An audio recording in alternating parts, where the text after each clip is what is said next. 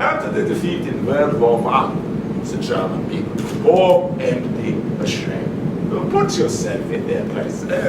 Your child cries from hunger, and you have nothing to give her. So what do? Anything you can, yeah?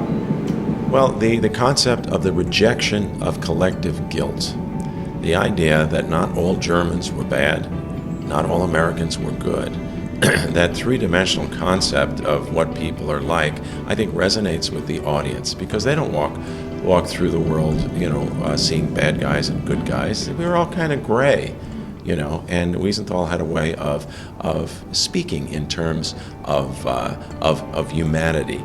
And you can see the humanity in the bad guys, and you can see the evil in the good guys.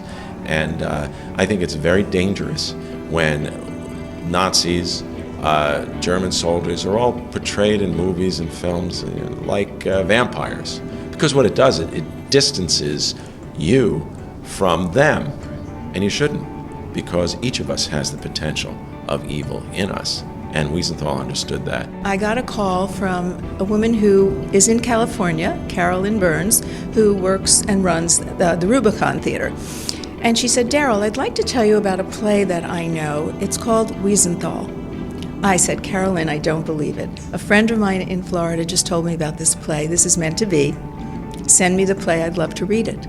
And of course, I am the perfect person for this show because I love things that talk about our Jewish heritage. I love stories that really, evoke conversation and allow people to think about things and perhaps change their minds about things. That seems to be my MO of late. When I first meeting with Daryl Roth, I said it's very important that the audience understand that this play is not a drag.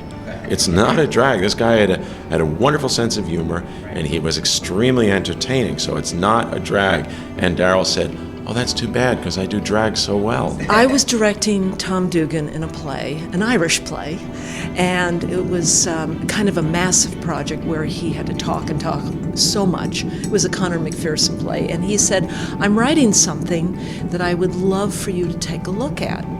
And he handed me the first draft of the play, and I was just blown away by the subject, by the guy, what I thought I knew that I didn't know. What is always left out of the history lessons is how charismatic Hitler was.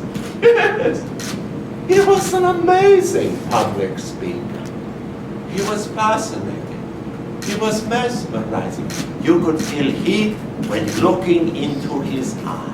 We feel we found the perfect residence, a very intimate theater, the Acorn. I think the audiences will feel very connected, and Tom will always be willing to do a talk back, because the beauty of this play is it does start people thinking, and there are many questions they want to ask. I do. I want to reach younger audiences. They're my favorite audience. At a talk back in California, I had one kid who got up at the talk back, and all he said was, wow, I thought this was going to suck.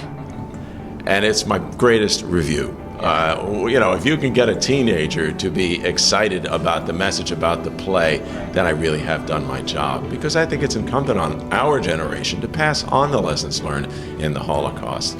And hopefully this will continue in New York.